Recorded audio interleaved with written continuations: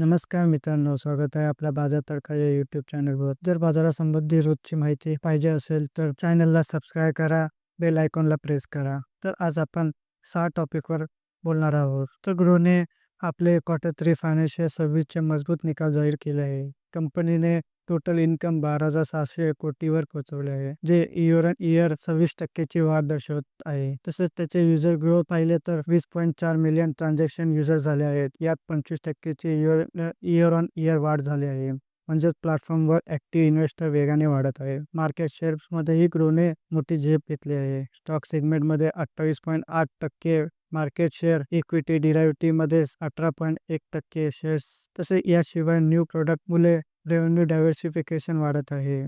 तर आता आपण ग्रोचा फायनान्शियल परफॉर्मन्स बघू. तर मागील वर्षी ग्रोचा टोटल इन्कम 10,044 वरून यावर्षी 12,611 वर आला आहे. म्हणजे इयर ऑन इयर प्लस 26% ची वाढ दिसत आहे. तसेच प्रॉफिट प्रॉफिट आफ्टर टॅक्स मागील फायनान्शियल 25मध्ये 7,571 वरून फायनान्शियल 26मध्ये 5,469 वर आले आहे. म्हणजे -28% ची ग्रोथ घट दिसत आहे. त्याचबरोबर अजून एक बातमी समोर आली आहे ती म्हणजे ग्रो ग्रोच्या असेस मॅनेजमेंट सबसिडीमध्ये स्टेट ग्लोबल ॲडवायझर कडून 580 कोटी पर्यंत गुंतवणूक केली जाणार आहे. या डीलमध्ये काय आहे तर एकूण 23% इक्विटी डायल्यूशन होणार आहे. तसेच प्रायमरी आणि सेकंडरी ट्रान्झॅक्शनद्वारे स्टेटची वोटिंग पॉवर फक्त 4.99% इतकीच असेल. तर पुढील बातमी, HDFC असेस मॅनेजमेंट कंपनीने क्वार्टर 3मध्ये नेट प्रॉफिट 20% वाढून 770 कोटीवर पोहोचला आहे. तसेच क्वार्टरली ॲव्हरेज AUM 9.24 लाख कोटी झाली आहे, जी सिक्वेन्शियली बेसिसवर 5% ची वाढ दर्शवत आहे. मार्केट पोझिशन पाहिलं तर इक्विटी सेगमेंटमध्ये मार्केट शेअर 13% वर पोहोचली आहे आणि ऑपरेटिंग मार्जिन 81.52% पर्यंत वाढले आहे. हे खूपच मजबूत मानले जाते. तसं कंपनीने 1.1 बोनस शेअर इश्यू देखील एक्झिक्यूट केला आहे, जो एक्झिस्टिंग शेअर होल्डरसाठी पॉझिटिव्ह ठरतो. तर पुढील बातमी, union bank of India. Union bank of इंडियाने क्वार्टर 3मध्ये दमदार निकाल जाहीर केला आहे. बँकेचा नेट प्रॉफिट 9% वाढून 5,017 कोटीवर पोहोचला आहे. या मजबूत निकालानंतर युनियन बँकचा शेअर्स 8% पेक्षा जास्त वाढून 180 पर्यंत गेला आहे. असेच क्वालिटीमध्येही मोठी सुधारणा दिसते. ग्रॉस NPA रेशो 3.6 टक्केवर आला, जो मागील क्वार्टरमध्ये 3.29% होता. तसेच स्लिपेज 2,151 कोटीवरून 1,853 कोटीवर आला आहे. तसेच युनियन बँकचा फायनान्शियल परफॉर्मन्स बघितला तर नेट प्रॉफिट करंटमध्ये 5,017, जो प्रिव्हियसमध्ये 4,604 होता. म्हणजे 9% ची वाढ दिसत आहे. नेट इंटरेस्ट इन्कम 9,328 असून जो मागील वर्षी 9,241 इतका होता. त्याचबरोबर पुढील बातमी, इन्फोसिस क्वार्टर 3 रिझल्ट.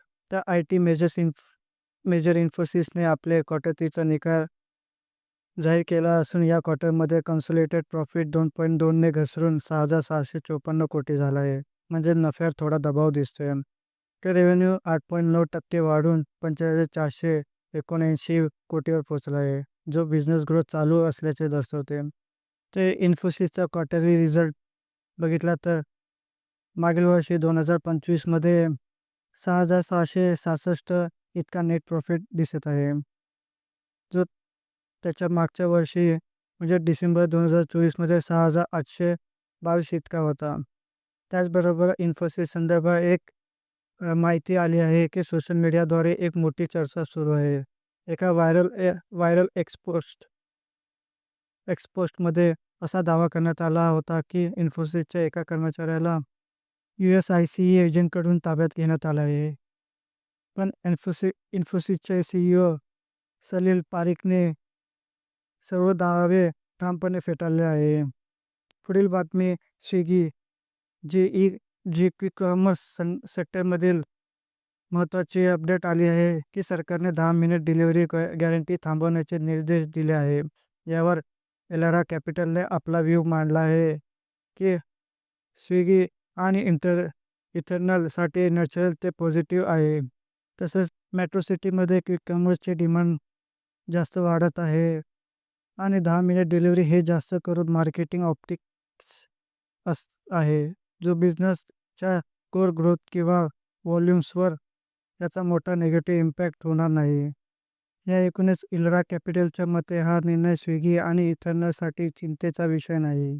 तर पुढील बातमी, आर-बी-आयकडून एक महत्त्वाचे अपडेट आले आहे. ते म्हणजे आर-बी-आय 22 जानेवारी रोजी 50,000 कोटीचे गव्हर्नमेंट सिक्युरिटी खरेदी करणार आहे. ही खरेदी ओपन मार्केट ऑपरेशन म्हणजे ओ-एम-ओ अंतर्गत केली जाणार आहे. ओ-एम-ओ ओ-एम-ओ म्हणजे काय? तर आर-बी-आय बँका आणि फायनान्शियल इन्स्टिट्यूटकडून गव्हर्नमेंट बॉन्ड्स खरेदी करते आणि मार्केटमध्ये लिक्विडिटी वाढते. तर ह्यामुळे काय होणार आहे? तर बँक सिस्टममध्ये पुरेशी लिक्विडिटी ठेवण्यासाठी, इंटरेस्ट रेट्स स्थिर ठेवण्यासाठी व क्रेडिट फ्लो स्मूथ राहावा यासाठी एकूणच आर-बी-आयचा हा निर्णय मार्केट स्टॅबिलिटीसाठी महत्त्वाचा मानला जातो. पुढील शेवटची बातमी म्हणजे बी-सी-सी-एल आय-पी-ओचा आज अलॉटमेंट आहे. तसे इन्व्हेस्टर्ससाठी आजचा अलॉटमेंट हा खूपच महत्त्वाचा असणार आहे. तसे बी-सी-सी-एल आय-पी-ओचा स्टेटस पाहिला तर अलॉटमेंट 14 जानेवारी असून रिफंड 15 जानेवारीला होणार आहे. तसेच क्रेडिट ऑफ शेअर्स डीमॅट अकाउंटमध्ये 15 जानेवारी आणि लिस्टिंग 19 जानेवारीला होणार आहे. तर लिस्टिंग डेट ही पुढे ढकलण्यात आली आहे, कारण 15 जानेवारी या दिवशी महानगरपालिका इलेक्शन असल्यामुळे. तसेच बी-सी-सी-एल आय-पी-ओमध्ये एक धमाकेदार जी-एम-पी वाढताना दिसत आहे. तर सध्या जी-एम-पी ₹13 वर दाखवत आहे. म्हणजे लिस्टिंग प्राईस ₹36 आणि 56% ची वाढ दिसत आहे. अशाच बाजारासंबंधी माहितीसाठी चॅनलला शेअर अँड सबस्क्राईब करा. धन्यवाद.